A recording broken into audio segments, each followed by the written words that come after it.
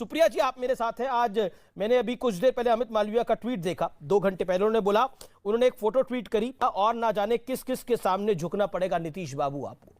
क्या आपको लगता है कि सब लोग साथ आएंगे तो मोदी हार जाएंगे? मुझे लगता है आपका एक नेशनल न्यूज नेटवर्क है, आप एक नेशनल न्यूज एंकर हैं, ये ट्रोलगिरी के काम है। ये ट्रोल करते हैं, 2 रुपल्ली के ट्रोल नेताओं की फोटो ऐसे ट्वीट कर कर उस पर इस तरह की बातें लिखते हैं। और खासतौर से वो नेता तब जब आप उनके साथ गठबंधन बनाने को बड़े लालायित रहे हो। आपके साथ वो आए तो कृष्ण है, अगर आपके विपरीत चले जाएं तो वो पापी हो जाते हैं। इस तरह की ट्रोल का काम भाजपा का हर सदस्य करता है, तो आईटी सेल का जो न्यूज का फेक न्यूज का सरगना है वो कर रहा है, तो इसमें क्या बात है? मैं इस पर कमेंट भी नहीं करूंगी, ये इनकी क्षुद्रता दिखाता है। आपने कहा सब लोग आ सकते हैं, अभी सदन खत्म हुआ है, बजट सेशन अभी खत्म हुआ है अमीश जी, और डंके की चोट पे कहती हूं 20 पार्टीज इंक्लूडिंग एनसीपी ने, समूचे विपक्ष ने सरकार से सवाल पूछा। और आलम यह था कि 75 साल में पहली बार सत्ता पक्ष उतरकर बेल में सदन नहीं चलने दे रहा है। इतने घबराए, इतने बौखलाए हुए थे ये लोग। ये इनकी असलियत है, चाहे वो अडानी का मामला हो, चाहे वो बेरोजगारी हो, चाहे वो महंगाई हो, कोई भी मुद्दा हो। मोदी जी सदन नहीं चलने दे रहे थे क्योंकि दोस्त अडानी का नाम बार बार आ रहा था, जेपीसी गठित नहीं कर पा रहे थे। समूचा विपक्ष एक साथ खड़ा था और तमाम तस्वीरें उसकी आपके सामने हैं। जी, संजू वर्मा जवाब देंगी। जी, संजू वर्मा जी, जो अमित मालविया के बारे में टिप्पणी करी सुप्रिया जी ने, वो भी सोशल मीडिया चेयरमैन हेड है और सुप्रिया जी भी है, तो कि एक ट्रोल की तरह वो काम कर रहे हैं, लेकिन विषय कोई ट्रोल है कि नहीं है वो नहीं है। चर्चा मेरी इस विषय पर है कि क्या विपक्ष खड़ा होने का प्रयास कर रहा है, तो ये आपके लिए चिंता की लकीरें हैं? अमीश जी, मैं हमेशा आंकड़ों के साथ बात करती हूं।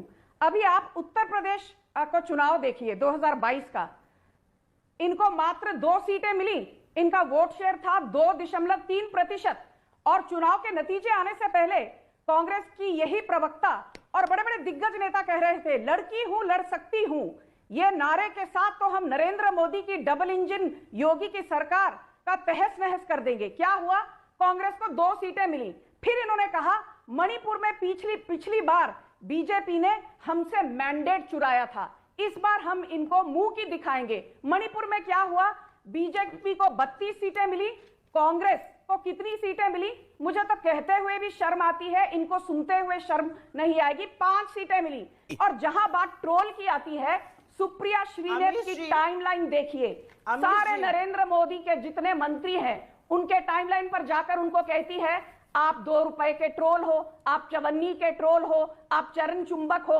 मुझे तो शर्म आती है कि किसी जमाने में ये महिला अपने आप को पत्रकार कहती थी, ना तो ये अच्छा पत्रकारिता कर पाई जब पत्रकार होने का ढोंग रचती थी, ना आज पर्सनल क्यों होना किसी के लिए प्रवक्ता बन पाए। 2 रुपए की ट्रोल बनकर रह गई है सुप्रिया श्रीनेत। ये इनकी असलियत है, ये इनका दुर्भाग्य है, ये इनकी। चलिए, उन्होंने आपके नेता को ट्रोल बोला, आपने उनको ट्रोल बोल दिया। मामले को यहीं खत्म करिए, मेरा निवेदन है। जी, okay madam. Sonia Gandhi out on bail, P Chidambaram out on bail. अरे पूरी की पूरी पार्टी आउट ऑन बेल है। ठीक है आपको जी, शर्म नहीं आती है? आप भ्रष्टाचार पर एक सेकेंड संजू जी, मेरा निवेदन स्वीकार करना पड़ेगा आपको। जब भी डिबेट में, और मैं आशा करती हूं क्योंकि मैंने सारी अभद्रता शांति से सुनी, इनके अंदर भी कलेजा होगा सुनने का। जब भी डिबेट में कोई बदतमीजी करे, कोई अभद्रता करे, कोई आपको गलीच जर्नलिस्ट बुलाए, और आपके मैसेजेस है मेरे पास गिड़गिड़ाते हुए कि मुझे अपने शो में क्यों नहीं बुलाती है, आप खराब जर्नलिस्ट थी, क्यों सारा दिन 24 घंटे मोदी सरकार पर लांछन लगाने के अलावा आप कर लीजिए। आप उनका फेडर डाउन करिए, जितना वो पर्सनल हुई थी उतना मैं हो नहीं सकती हूँ, क्योंकि मैं इतनी गलीच हूं नहीं जितनी ये है। दो सवाल मैं आपके सामने रखती हूं और फिर आप बोल दीजिएगा। आज देश के सामने मुद्दा क्या है? आज देश के सामने मुद्दा है बेरोजगारी, आज देश के सामने मुद्दा है महंगाई, आज देश के सामने मुद्दा है कि अडानी के इतने बड़े महाघोटाले पर प्रधानमंत्री चुप क्यों है। प्रधानमंत्री भ्रष्टाचार पर किस मुंह से बोलते हैं? नेशनल आज असल हेराल्ड मुद्दा स्कैम में ये है आउट ऑन बेल। कि इस देश का फॉरेन अफेयर्स एक एक करके संजू मैं आपको मौका दे दूंगा। Out on bail. बिल्कुल। आपका पूरा सीट ये कैसी बेहूदी औरत को ले आते हैं भाई? जमानत पर बाहर है। आप अगर ये बदतमीजी कराना चाहते हैं अमीश, तो आप कराइए। You can do the show. Put her fader down Amish Devgan. इतनी बौखलाई हुई क्यों है औरत भाई? इसको बोलने का मौका मिलेगा ना, क्यों बौखला रही है, क्यों घबरा जाती है, क्यों लपक लपक के बीच में बोलने पड़ती? पता है इतने बड़े वाले शोज का टाइम नहीं मिलता, आज मिल गया। मैं एक ही बात आपसे पूछती हूं, इस देश का सुप्रीम कोर्ट सरकार को आईना दिखाता है और कहता है ये बंद लिफाफों से सरकारें चलानी बंद करिए। इस देश का सुप्रीम कोर्ट सरकार को आईना दिखाकर कहता है अगर सरकार नपुंसक ना हो तो हेट स्पीच ना बोली जाए। इस देश का फॉरेन अफेयर्स मिनिस्टर कहता है हम छोटी अर्थव्यवस्था है, बड़ी अर्थव्यवस्था से कैसे लड़ेंगे? और अरुणाचल हमारा नाम बदलता है, अरुणाचल में आके चीन हमारा नाम बदलता है। ये लोग, इन लोगों की हैसियत है बात करने की, ढंग की एक बात नहीं कर पाते।